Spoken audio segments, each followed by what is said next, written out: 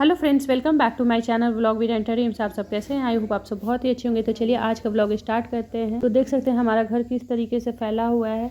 हम लोग कल रात को वापस आए थे, लेकिन 8:45 के आसपास का टाइम हो रहा था और हमारे अंदर इतनी हिम्मत नहीं होती कि हम घर को अरेंज करें।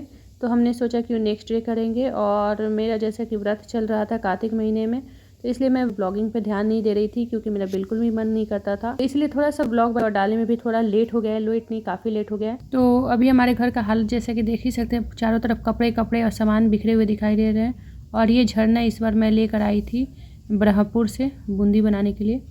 और अभी आफ्टरनून के 1 o'clock के आसपास का टाइम हो रहा है। और मैं यहाँ पे आज देवउठनी एकादशी है, तो मैं उसी का तैयारी कर रही हूँ। तो देवउठनी एकादशी के लिए मैंने भगवान जी के लिए एक घर बनाया है।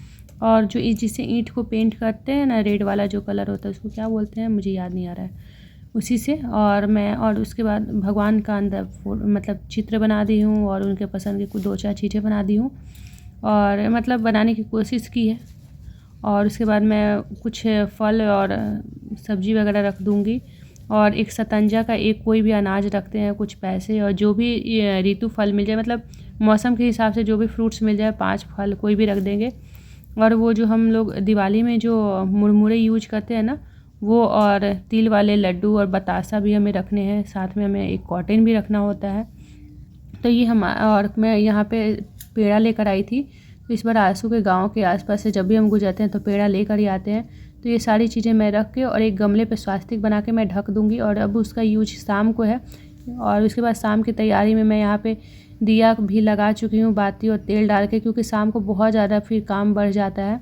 और ये मैं 4 मुखी दिया में भी 365 बाती का दिया लगा दी हूँ। और यहाँ मैं प्रसाद बना रही हूँ। तो प्रसाद में मैं बना रही हूँ आटे का हलवा। तो मैंने ज़्यादा घी ही रखा है, आटा थोड़ा कम ही डाला है, क्योंकि मुझे कड़ा प्रसाद जैसा है कुछ आटे का हलवा चाहिए था प्रसाद के लिए। अपने हाथ से मैं बनाना चाहती थी। और ये जो दिया था ना, मैं किनारे ही रखी थी ताकि मैं निकाल के और जला सकूँ। तो मैंने दिया जलाने के बाद मैं फिर देव उठने एकादशी के लिए भगवान को जगा रही हूँ। तो जगाने के लिए हम लोग बच्चों को भी थोड़ा सा हिलाते हैं ना, तो वैसे ही हिला के उठा रही हूँ। और अभी हो रहा है शाम के 5:30 के आसपास का टाइम और अंधेरा होना शुरू हो गया है। और ये मैं रंगोली बनवाई हूँ। तो रंगोली लास्ट टाइम भी मैं सुजीत से बनवाई थी, जो हमारे पीछे रहते हैं। तो भैया को बुला के और मैं यहाँ पे रंगोली बनवा चुकी हूँ। और शॉर्टकट में ही बनवाती हूँ, क्योंकि साइड रंगोली अच्छा लगता है और वो ना ख़राब होने के चांसेस भी कम होते हैं। और हमारे घर की तरफ बंदर भी बहुत ज़्यादा हैं। तो अगर मैं बड़े बड़े रंगोली बनवाऊँगी ना, तो बंदर 2 मिनट में आके ख़राब कर देंगे। ऑलरेडी मैंने यहाँ पे ना तुलसी विवाह के लिए ना मंडप भी केले का पत्ते का तैयार करवाई थी। मतलब मैं दिन में बनाई थी और देख सकते हैं वो झुक गया है, और उससे भी मुझे हटाना पड़ा। लास्ट में मेहनत बेकार चला गया, इसलिए मैं ज़्यादा कुछ नहीं कर रही थी।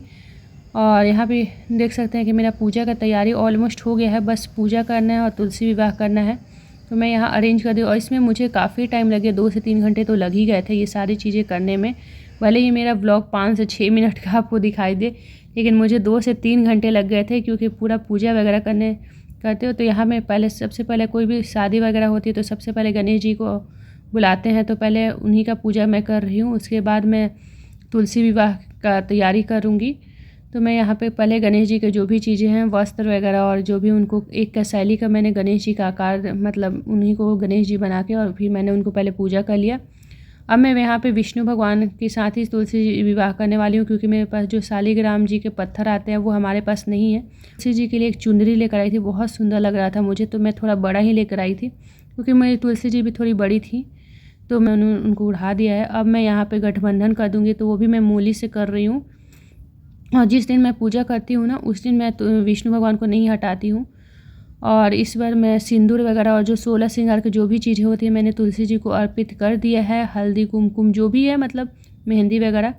और इसके बाद देख सकते हैं मैं प्रसाद वगैरह भी चढ़ा दी हूँ। तो ये रहा मेरे हाथों का हलवा और जो भी फल और मिठाई और पंचामृत। तो मैं भी जो भी बनाई थी वो तुलसी जी को और विष्णु भगवान को अर्पित कर चुकी हूँ। इसके बाद हमारी तुलसी जी बहुत ही प्यारी लग रही थी और मैंने उनको चूड़ी वगैरह भी पहना दिया। एकदम दुल्हन वाली फीलिंग आ रही थी उनको देखकर। अब मेरा दिया जलाने का समय आ गया है, तो मैं एक एक करके सभी जगह दिया जलाऊंगी। तो मेरे गार्डन में ना बहुत जगह ना तुलसी जी का पौधा अपने आप ही निकल आया है। तो मेरे गार्डन पूरा ना तुलसी जी से भरा हुआ है। तो मैंने सभी जगह तुलसी जी को का दिया जला दिया। और यहाँ पे मैं बीच आंगन में ना एक उड़ली रख के पानी भर दी हूँ, ताकि मुझे चंदा मामा दिखाई दे पानी में, और चारों तरफ दिया रख दी हूँ। और इसके बाद जो भी दिया थे वो मैं दिवाली की जैसे हम मनाते हैं ना, तो चारों तरफ में शादी वादी होता है तो रोशनी तो होती है। और यहाँ पे थोड़ी सी लाइट मेरे कैमरे में येलो इसलिए आ रहा है क्योंकि हमारे घर का जो लाइट है ना वो येलो है, तो इसकी वजह से जो हमारा व्लॉग वगैरह आपको दिखाई दे रहा होगा, थोड़ा सा येलो इसमें समझ में आ रहा होगा। उसके बाद मैं चारों तरफ जो दिए वगैरह थे वो मैंने जला चुकी हूँ, और यहाँ तक कि गैराज में भी दिए वगैरह और जहाँ भी रख सकती थी वो मैं रख दी हूँ। एकदम दिवाली वाली वाइब्स आ रही थी, मतलब ये भी फील हो रहा था कि घर में शादी वादी है, वो फीलिंग आ जाती है। तो इसी के साथ हमारा तुलसी विवाह संपन्न हो चुका है। भले ही ये 5 मिनट मैं बोल रही हूँ ना ब्लॉग को, लेकिन इसमें 2 से 3 घंटे लग गया। और यहाँ आंसू का जो व्रत था तो यहाँ पे मैं पूड़ी और आलू और मटर की सब्ज़ी बनाई हूँ, तो लोग बस डिनर कर रहे हैं। तो चलिए इसी के साथ आज का ब्लॉग ख़त्म करते हैं, मिलते हैं नेक्स्ट ब्लॉग में। अच्छा लगे तो लाइक से सब्सक्राइब कीजिए। Thanks for watching. कमेंट करना बिल्कुल ना भूलें।